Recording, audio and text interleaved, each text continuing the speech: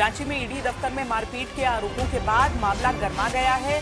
Ranchi police की एक team airport road स्थित ईडी ऑफिस पहुंची और जांच वहां पर शुरू की। ईडी दफ्तर के बाहर बड़ी संख्या में पुलिस बल तैनात रहा।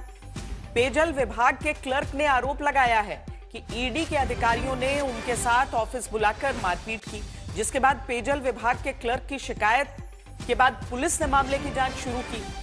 ईडी कार्यालय में मौजूद सीसीटीवी फुटेज और बाकी साक्ष्यों की भी जानकारी जुटाई जा रही है। एफआईआर में आरोप लगाया गया है कि 12 जनवरी को ईडी कार्यालय में पूछताछ के दौरान जुर्म कबूलने के लिए दबाव बनाया गया।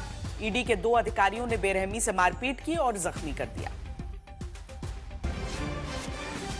पश्चिम बंगाल के बाद झारखंड में भी यहां की पुलिस ईडी के खिलाफ एक्शन में दिख रही है। इस वक्त हम ईडी के जोनल दफ्तर पे हैं रांची में, और यहां सदर डीएसपी और एयरपोर्ट थाना के प्रभारी अंदर गए हुए हैं खंगालने के लिए और पूछताछ करने के लिए एक मामले में। दरअसल एक पेयजल कर्मी यानी पेयजल विभाग में काम करने वाला कर्मी वित्तीय अनियमितता के मामले में जेल भी जा चुका है और वहां जो गबन हुआ था उस पर बेल पे चल रहा है। लेकिन उसी मामले में ईसीआईआर दर्ज करके ईडी भी पूछताछ कर रही थी, और जब ईडी दफ्तर उसे सम्मन किया गया पूछताछ के दौरान उसका यह आरोप है उसके साथ जबरदस्त तरीके से मारपीट की गई।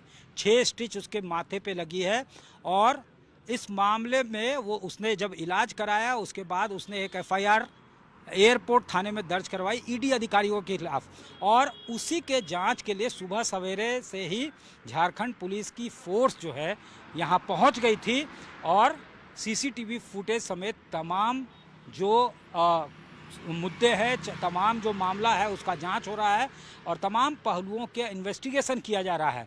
इस पर जो है सोर्सेज बताते हैं कि ईडी ने डिस्प्लेजर जो है जाहिर किया है। ईडी का ये कहना है कि सुबह 6 बजे अगर कहीं जाते हैं आप तो ये मिसकंडक्ट है, ये कंडक्ट नहीं है, सही फेयर कंडक्ट इसे नहीं कहा जा सकता है।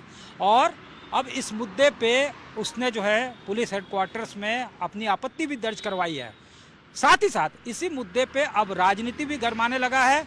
बाबूलाल मरांडी जो नेता प्रतिपक्ष हैं उन्होंने साफ तौर से कहा है कि बंगाल के तर्ज पे जिस तरह से यहाँ पे ईडी एक्ट कर रही है, ईडी के खिलाफ जिस तरह से पुलिस एक्ट कर रही है, तो ये कहीं ना कहीं विंडिक्टिव लग रहा है। और यहाँ अंदर हेमंत सोरेन से लेके तमाम जो दूसरे यहाँ पे केसेस चल रहे हैं यहाँ के स्टेक होल्डर्स के खिलाफ, वहाँ साक्ष्य मौजूद हैं, डॉक्यूमेंट्स मौजूद हैं। ऐसा ना हो कि उसके साथ टैंपरिंग हो।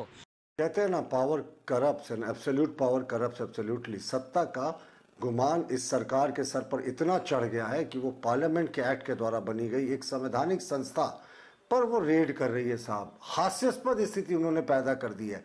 अगर किसी अधिकारी से किसी मामले में पूछताछ करनी थी तो बीएनएस के तहत नोटिस देकर बुलाने का प्रावधान था। हाँ, लेकिन ये कहीं ना कहीं बदले की कार्रवाई दिख रही है, क्योंकि मुख्यमंत्री जी खुद ईडी के अभियुक्त हैं, जेल भी जा चुके हैं। इस सरकार के कई मंत्री, कई पूर्व मंत्री, कई विधायक ईडी के मनी लॉन्ड्रिंग केसेस में रडार में हैं।